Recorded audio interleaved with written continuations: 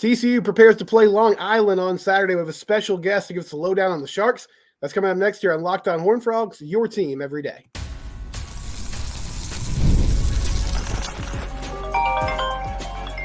You are Locked On Horned Frogs, your daily podcast on the TCU Horned Frogs.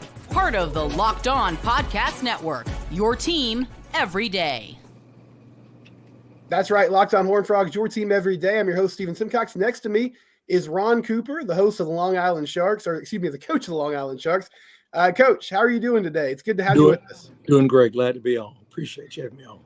So I looked at your background. I mean, you were a head coach at Louisville, head coach at Alabama A&M, Eastern Michigan. You've been just about everywhere. I believe you were at Alabama as an analyst before you took this job.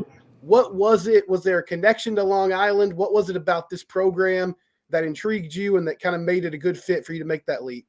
Well, we'd recently moved to Division I, FCS, and the commitment to excellence was there. I thought about it, over a few months, and I had a tie. One of the guys, Bill Martinall, who was the athletic director at that time, he and I worked together at Austin Peay and at Notre Dame. So he called, and there was interest. I came up and looked at it, and thought at this time in my career, it's time to finish the what I started and to be a head football coach again. And I'm looking forward to building this thing the right way. Your first game, you played Albany. Coach Dykes in his press conference this week, he was talking about how Albany's, typically a conference champion, good team. You guys were very competitive in that ball game.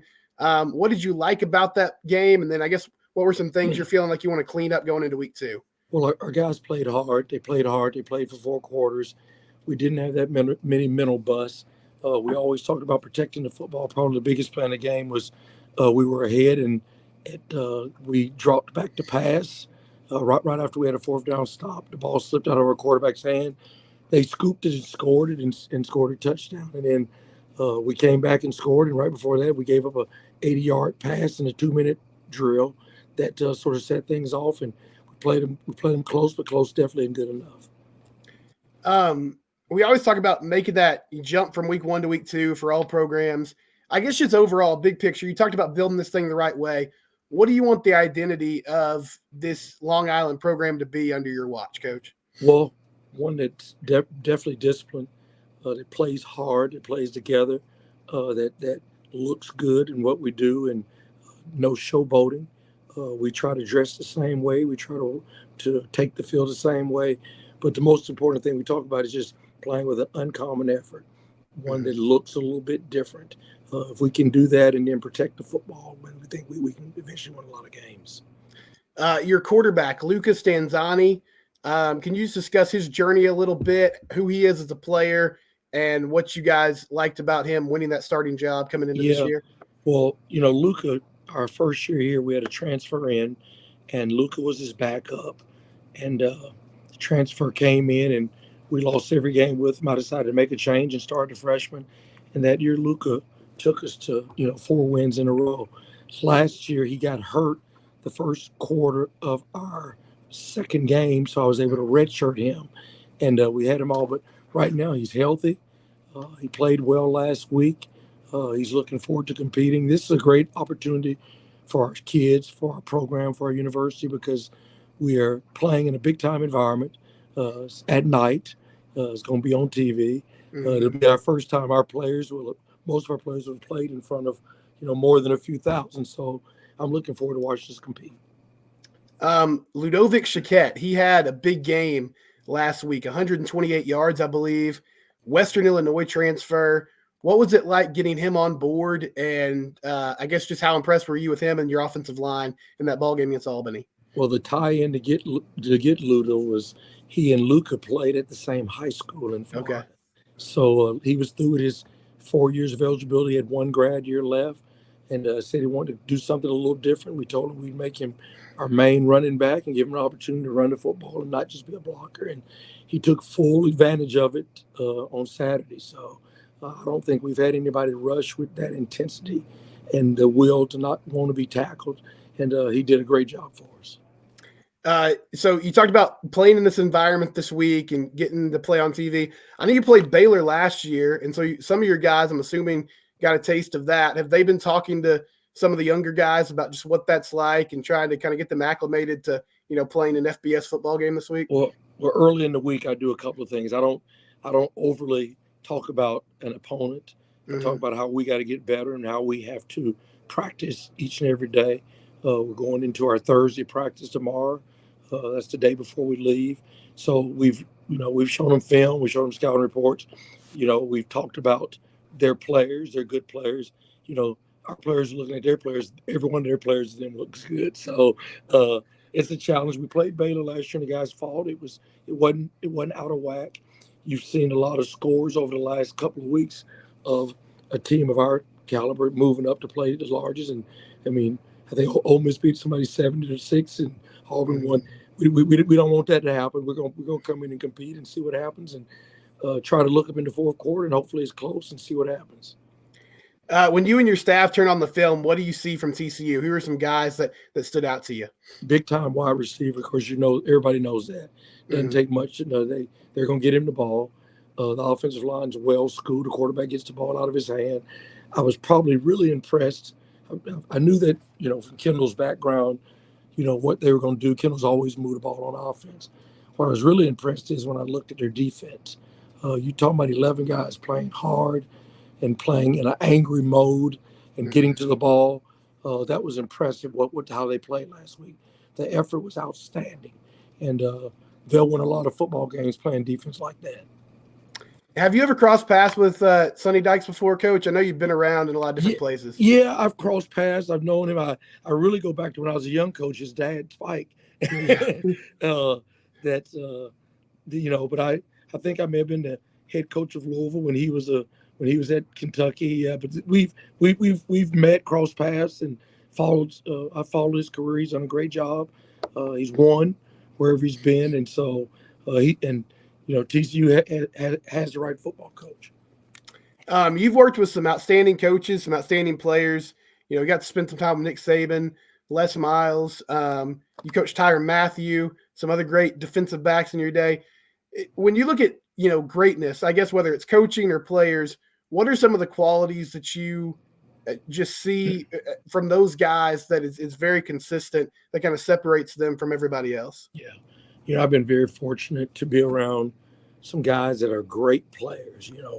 I think I'm at a total about, just in the position I coach, probably about 60 draft picks that I've coached over this time. And I look back, and there's something about greatness, and there's also something about guys that have it, that just got it.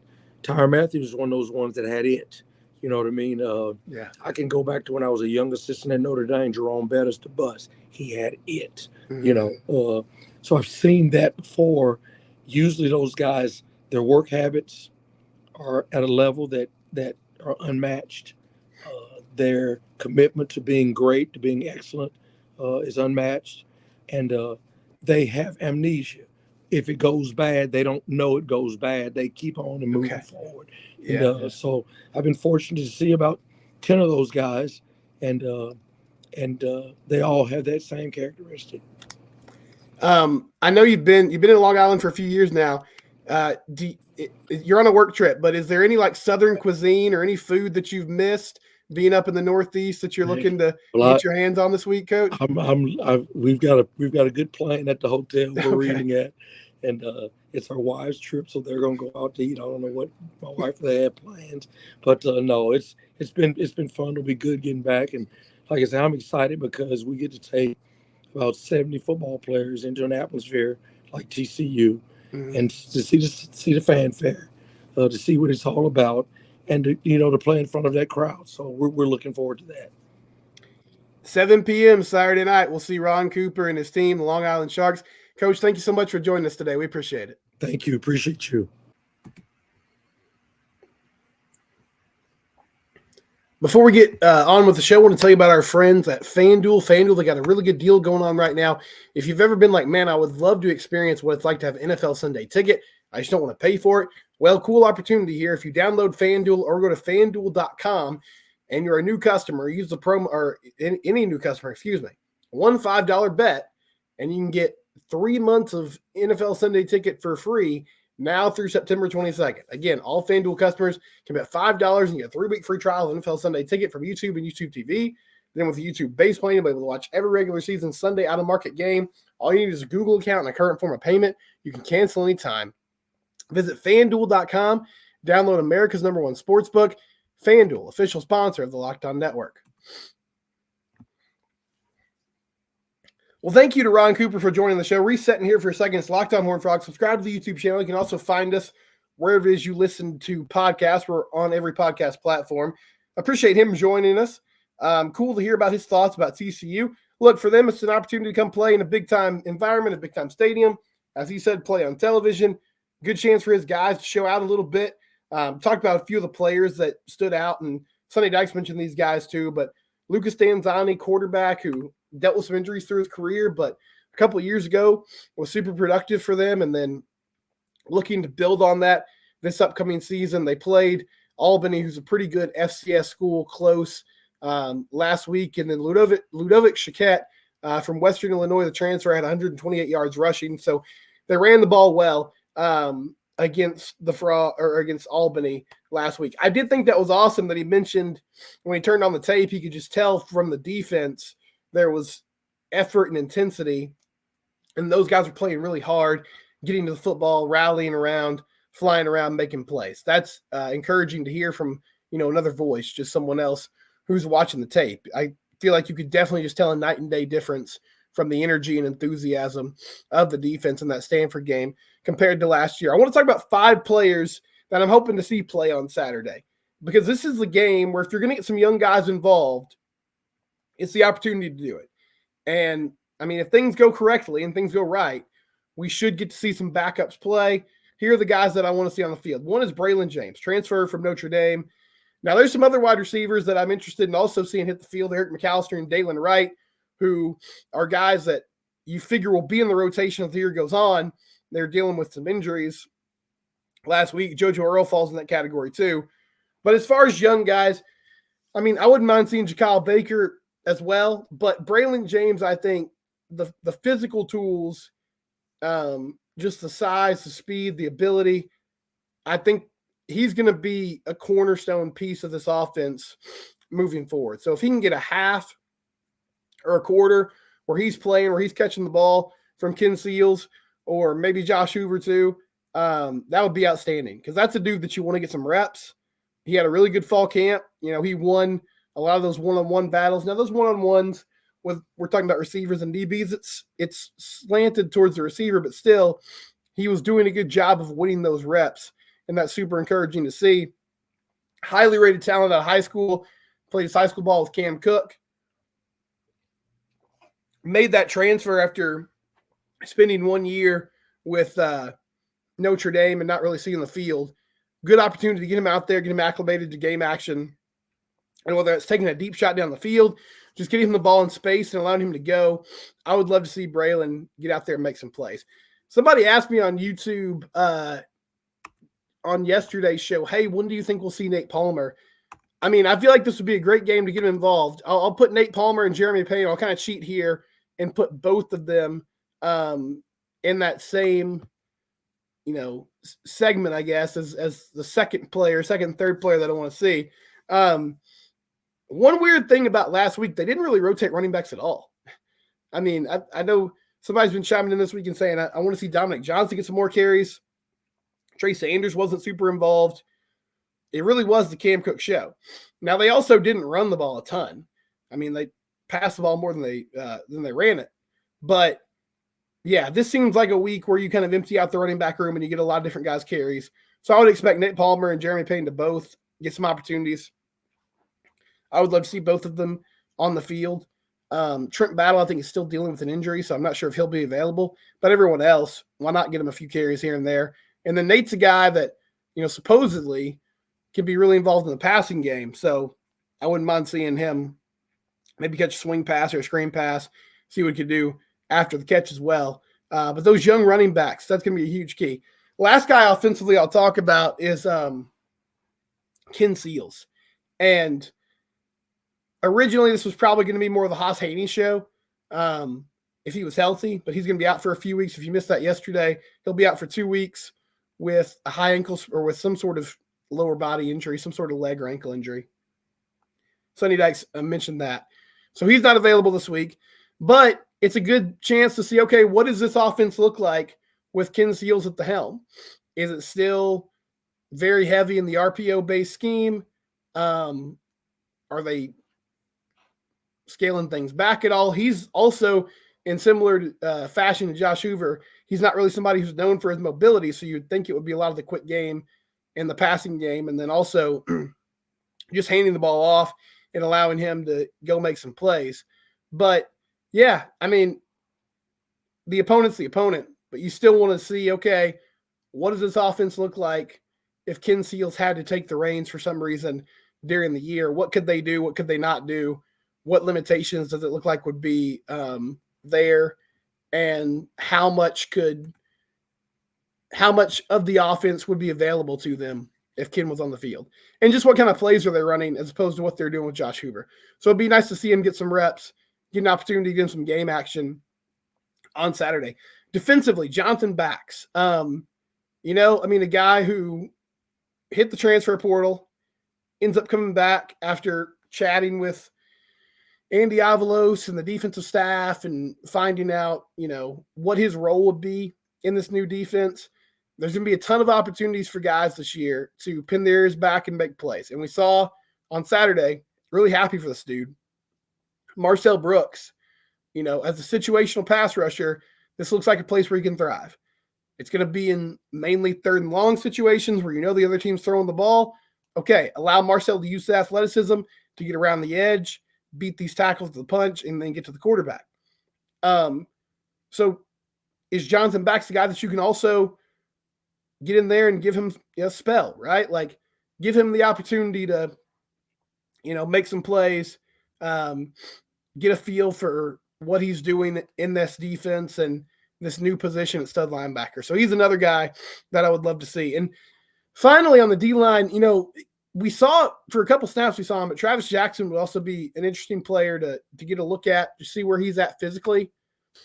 Has he put on some weight? Has he bulked up a little bit since getting on campus?